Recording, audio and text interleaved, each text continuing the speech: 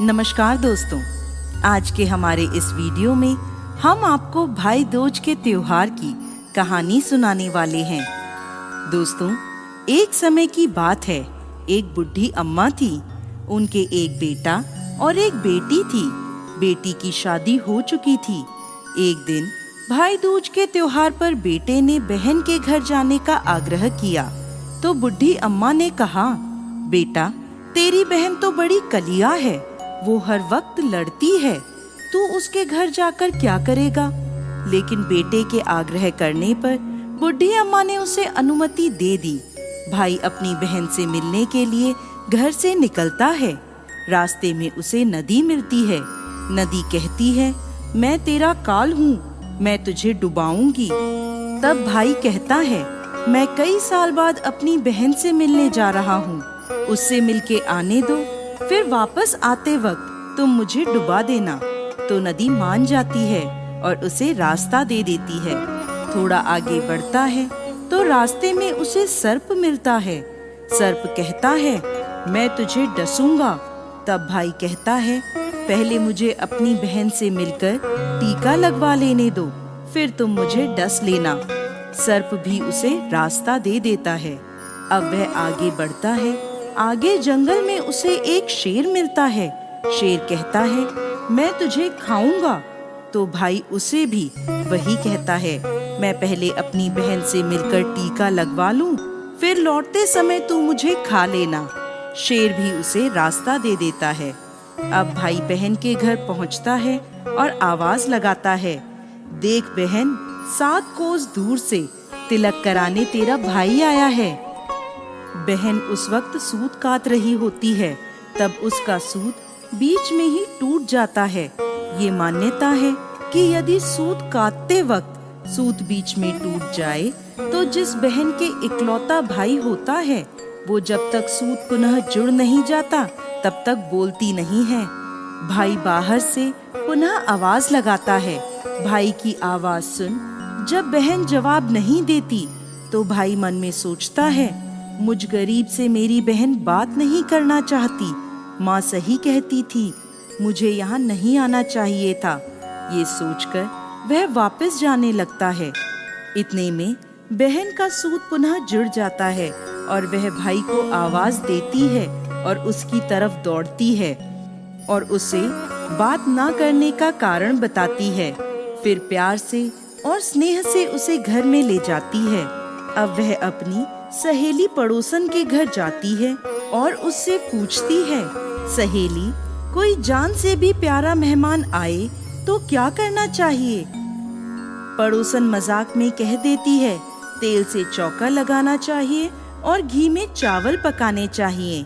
भोली बहन पड़ोसन का मजाक समझ नहीं पाती और वैसा ही करती है। अब ना तो चौका सूखता है और ना ही चावल सींचते हैं। इधर भूखा भाई उससे कहता है, बहन, भूख लगी है, खाना परोस दो। तब बहन बोली, भाई, आज ना तो चावल सींच रहे हैं और ना ही चौका सूख रहा है। भाई ने पूछा, कैसे तो तूने चौका लगाया और कैसे तूने चावल चढ़ाए। बहन बोली, मेरी सहेली पड़ोसन से पूछा था, उसने कहा, जान से प्यारा मेहमान आए तो तेल का चौका लगाना चाहिए और घी में चावल चढ़ाने चाहिए। भाई बोला, अरे मेरी भोली बहन, कभी तेल का चौका सूखा है और कभी घी में चावल पके हैं। तू पानी का चौका लगा और पानी में ही चावल चढ़ा। फिर वह ऐसा ही करती है। जब चौका सूख जाता है और चावल पक जाते हैं तब उसमें घी और शक्कर डालकर भाई को भोजन कराती है और फिर उसके तिलक करती है। कई दिन बीत जाते हैं। एक दिन भाई बोला, बहन, अब मैं घर वापस जाऊंगा, माँ अकेली है। अगले दिन सुबह बहन जल्दी उठकर गेहूं पीसकर भाई के लिए लड्डू बनाती है और कुछ लड्डू बच्चों के लिए रखकर अपने भाई को विदा करती है। सुबह जब बच्चे उठते हैं तो माँ से खाने को मांगते हैं। तब माँ उन्हें वही लड्डू दे देती है। तब वह देखती है, ये क्या, सारे लड्डू हरे रंग के हो गए। फिर वह चक्की में देखती है तो उसमें गेहूं के साथ एक सांप भी पिस गया होता है। वो उन लड्डुओं को फेंक देती है और अपने भाई के पीछे भागती है। रास्ते में एक पेड़ के नीचे उसका भाई बैठा होता है। उसे देखकर भाई बोला, क्या हुआ बहन? तो बहन पूछती है, मैंने तुझे लड्डू बांधे थे, वो कहाँ हैं? भाई बोला, तेरे लड्डू मैंने अभी नहीं खाए, पेड़ पर टंगे हैं, ले ले। वो पेड़ से लड्डू उतारती है और वहीं गड्ढा कर उन लड्डुओं को गाड़ देती है। फिर अपने भाई को सारी बात बताती है। भाई बोला, बहन तूने एक बार तो मुझे मौत से बचा लिया, लेकिन मैं पीछे कईयों को साई देकर आया हूँ। और बहन को सारी बात बताता है। वो दोनों वहाँ बैठे बात कर ही रहे होते हैं कि बहन भाई से पानी मांगती है। भाई बोला, थोड़ी दूर एक तालाब है, वहाँ से मैं अभी पानी लेकर आता हूँ। बहन बोली, मैं खुद जाती हूँ और पानी पीकर वापस आती हूँ। वो पानी पीने तालाब पर पहुँचती है तो देखती है कि वहाँ एक बुढ़िया बैठी है। वो उसके पास जाकर उससे पूछती है, माँ तुम यहाँ क्यों बैठी हो? तब वह बुढ़िया कहती है, मैं विधाता हूँ, एक बहन के भाई की तांत गढ़ रही हूँ। तब वह पूछती है, माता वो कौन भाई है? तब विधाता कहती है एक भाई जिसके प्यार में उसकी बहन ने सांप की हत्या कर दी। बहन सोचती है, ये तो मेरा ही भाई है। वह घबरा जाती है और विधाता से पूछती है, माता उस भाई को इस श्राप से बचाने के लिए क्या करना होगा? विधाता उसे बताती है कि उसकी एक बहन है, जब वह उसे गालियां दे और उसकी शादी होने तक यदि वह हर घात को टाल देती है तो उसका भाई बच सकता है। वो तुरंत अपने भाई के पास जाकर उसे कहती है, भाई मैं तुझे माँ के घर तक छोड़ने चलूंगी, लेकिन रुक, मैं अभी आती हूँ। और वो शेर के लिए मांस, सांप के लिए दूध और नदी के लिए ओढ़नी लाती है और दोनों भाई बहन आगे बढ़ते हैं। रास्ते में उन्हें पहले शेर मिलता है। जैसे ही वो भाई को खाने के लिए आगे आता है, बहन उसके आगे मांस का टुकड़ा डाल देती है। शेर मांस के टुकड़े को खाने में लग जाता है और दोनों भाई बहन आगे चलते हैं। आगे उन्हें वो सांप मिलता है।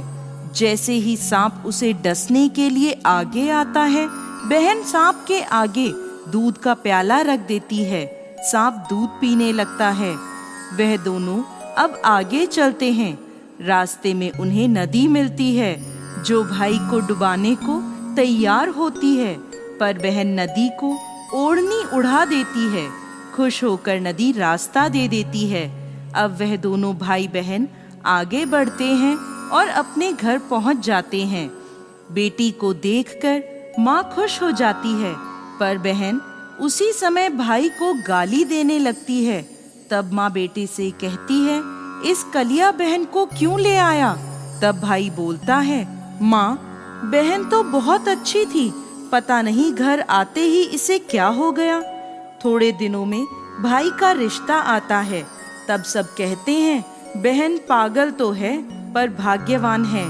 पर जब ससुराल वाले सगाई की मिठाई लाते हैं तो बहन कहती है, इसकी मिठाई क्यों बांटते हो, पहले मेरी बांटो।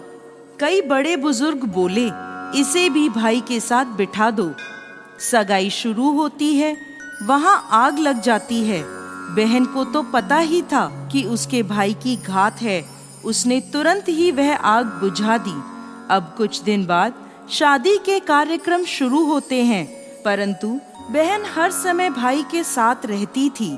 जब भाई की निकासी होने लगी तब बहन बोली, अरे इसकी निकासी क्या करते हो, पहले मेरी निकासी करो और इसे पीछे के दरवाजे से लेकर जाओ। बहन के इतना कहते ही आगे का दरवाजा टूटकर गिर जाता है। सब कहते हैं, भले ही बहन कलिया है पर बराबर भाई की जान बचा रही है। जब भाई फेरों में बैठता है तो फिर बहन कहती है, इसकी जगह मैं फेरों में बैठूंगी। शादी के बाद जब दूल्हा दुल्हन की रात जागती है तो बहन कहती है, इसकी नहीं, पहले मेरी रात जगाओ। कई लोग बोले, बीच में पर्दा लगाकर इसे भी साथ में सुला दो। रात में जब भाई भाभी सो जाते हैं तब वहाँ एक सांप आता है। बहन तो तैयारी में ही बैठी थी। वह उसे पकड़कर टोकरे में रखकर सो जाती है। आज वह कई दिनों में निश्चिंत होकर सोती है। इधर उसकी माँ सोचती है, बेटी के उठने से पहले ही मेहमानों को विदा कर देती हूँ, वरना फिर शोर मचाएगी। जब बेटी उठकर देखती है घर में कोई नहीं दिखता, माँ से पूछती है, माँ सब मेहमान कहाँ चले गए? तब माँ कहती है, बेटा सब मेहमानों को विदा कर दिया है। तब बेटी कहती है, माँ सब मेहमानों को वापस बुलाओ, तभी मैं विदा होऊंगी। उसके कहने के अनुसार माँ सभी मेहमानों को वापस बुलाती है।